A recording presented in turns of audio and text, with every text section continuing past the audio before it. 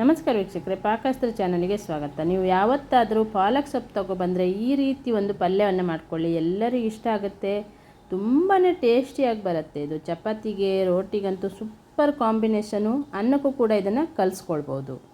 ಪಾಲಕ್ ಸೊಪ್ಪು ಒಂದು 2 ಕಟ್ ಆಗುವಷ್ಟು ಪಾಲಕ್ ಸೊಪ್ಪಿದೆ. ಇದನ್ನೀಗ ಚೆನ್ನಾಗಿ ವಾಶ್ ಮಾಡಿ ರೆಡಿ ಮಾಡ್ಕೊಳ್ಬೇಕು. ನಂತರ ಅದನ್ನು ಸಣ್ಣದಾಗಿ ನಾನು ಕಟ್ ಮಾಡ್ಕೊಳ್ತೇನೆ.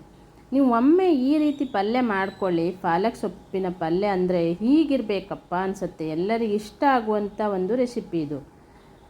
ಈಗ ಇದನ್ನು ವಾಶ್ ಮಾಡಿ ಒಂದು 2-3 ಸಲ ವಾಶ್ ಮಾಡಿ ಸಣ್ಣದಾಗಿ ಕಟ್ ಮಾಡ್ಕೊಂಡಿದ್ದೆ.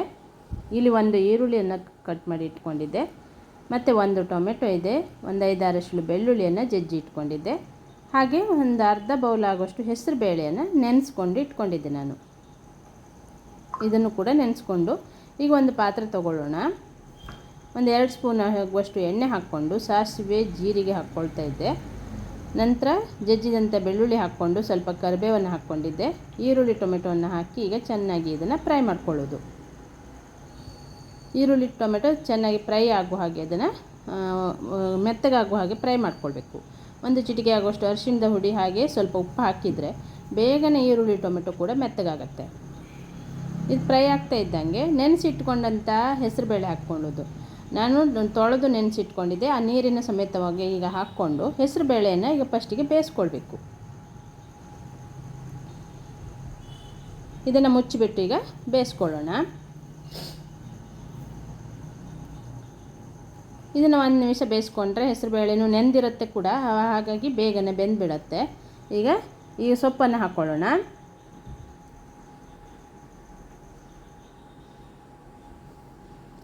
ಈ ಪಾಲಕ್ ಸೊಪ್ಪನ್ನು ತಿನ್ನೋದ್ರಿಂದ ಐರನ್ ಕಂಟೆಂಟ್ ತುಂಬ ಇರುತ್ತೆ. ಇದರಲ್ಲಿ ಫೈಬರ್ ಇರುತ್ತೆ. ಆರೋಗ್ಯದ ದೃಷ್ಟಿಯಲ್ಲಿ ನೋಡೋದಾದರೆ ವಾರದಲ್ಲಿ ಒಂದು 2 ಸಲ ಆದರೂ ಈ ಸೊಪ್ಪನ್ನು ಸಿಕ್ಕಿದರೆ ಖಂಡಿತ ಯಾವುದಾದ್ರು ಒಂದು ರೆಸಿಪಿಯನ್ನು ಮಾಡಿಕೊಂಡು ನಾವು ಇದನ್ನು ಸೇವಿಸೋದ್ರಿಂದ ಆರೋಗ್ಯಕ್ಕೆ ತುಂಬ ಒಳ್ಳೆಯದು. ಈಗ ಪಾಲಕ್ ಸೊಪ್ಪು ಹಾಕಿ ಇದನ್ನು ಮತ್ತೆ ಚೆನ್ನಾಗಿ ಮಿಕ್ಸ್ ಮಾಡಿ ಅದನ್ನು ಬೇಯಿಸ್ಕೊಳ್ಬೇಕು. ಈಗ ಸೊಪ್ಪು ಕೂಡ ಬೆಂದಿದೆ, ಬೇಳೆನೂ ಬೆಂದಿದೆ ಕೂಡ, ಹಾಗಾಗಿ ಈಗ ಇದಕ್ಕೆ ಸ್ವಲ್ಪ ಉಪ್ಪನ್ನು ಹಾಕ್ಕೊಳ್ತೇನೆ. ಆವಾಗ ಉಪ್ಪು ಹಾಕಿದೆ, ನಾನು ನೋಡಿಕೊಂಡು ಉಪ್ಪನ್ನು ಹಾಕ್ಕೊಳ್ಬೇಕು. ಕಡಿಮೆ ಅನಿಸಿದ್ರಷ್ಟೇ ಹಾಕ್ಕೊಳ್ಬೋದು. ಈಗ ಇಲ್ಲಿ ನಾನು ಪಲ್ಯದ ಪೌಡ್ರನ್ನು ಹಾಕ್ತಾ ಇರೋದು. ಮನೆಯಲ್ಲಿ ಮಾಡಿರುವಂಥ ಖಾರದ ಪುಡಿ, ನೀವು ಯಾವುದೇ ಖಾರದ ಪುಡಿಯನ್ನು ಕೂಡ ಹಾಕ್ಕೊಳ್ಬೋದು. ತುಂಬಾ ಸಿಂಪಲ್ ಈ ಪಲ್ಯ ಮಾಡೋದು. ಈ ರೀತಿ ನೀವು ಮಾಡಿಕೊಟ್ರೆ ಮಕ್ಕಳಿಂದ ಹಿಡಿದು ದೊಡ್ಡವರವರೆಗೂ ತುಂಬಾ ಇಷ್ಟಪಟ್ಟು ಈ ಒಂದು ಪಲ್ಯವನ್ನು ತಿಂತಾರೆ. ಚಪಾತಿಗೆ, ರೋಟಿಗೆ, ಹಾಗೆ ಇದನ್ನು ಅನ್ನಕ್ಕೂ ಕೂಡ ಕಲಿಸ್ಕೊಳ್ಬೋದು. ನೋಡಿ, ಇಷ್ಟು ಸಿಂಪಲ್ಲಾಗಿ ಪಾಲಕ್ ಸೊಪ್ಪಿನ ಪಲ್ಯನೂ ರೆಡಿಯಾಗಿದೆ. ಈಗ ಈ ಖಾರದ ಪುಡಿ ಉಪ್ಪೆಲ್ಲ ಹಾಕಿ ಮತ್ತೆ ಸ್ವಲ್ಪ ಹೊತ್ತು ಮುಚ್ಚಿ ಬೇಯಿಸ್ಕೊಂಡ್ರೆ ಚೆನ್ನಾಗಿ ಅದು ಬೆಂದು ಎಲ್ಲ ಉಪ್ಪು ಖಾರ ಹೀರ್ಕೊಳ್ಳುತ್ತೆ. ಈಗ ನಾನು ಸ್ಟವನ್ನು ಆಫ್ ಮಾಡ್ಕೊಂಡಿದ್ದೆ. ಇದನ್ನು ಚಪಾತಿ ಜೊತೆ ನಾನು ಸರ್ವ್ ಮಾಡ್ಕೊಳ್ತೇನೆ. ನೀವು ಒಮ್ಮೆ ಈ ರೀತಿ ಮಾಡಿಕೊಡಿ. ತುಂಬಾ ಎಲ್ಲರೂ ಇಷ್ಟಪಟ್ಟು ಇದನ್ನು ತಿಂತಾರೆ ಕೂಡ. ಹಾಗೆ ಹೊಸ ಹೊಸ ರೆಸಿಪಿಗಾಗಿ, ಸಿಂಪಲ್ ಆಗಿರುವ ರೆಸಿಪಿಗಾಗಿ ನನ್ನ ಚಾನಲನ್ನು ಸಬ್ಸ್ಕ್ರೈಬ್ ಮಾಡಿಕೊಳ್ಳಿ. ಪಕ್ಕದಲ್ಲೇ ಇರುವಂಥ ಬೆಲ್ ಬಟನನ್ನು ಕ್ಲಿಕ್ ಮಾಡಿ. Thank you.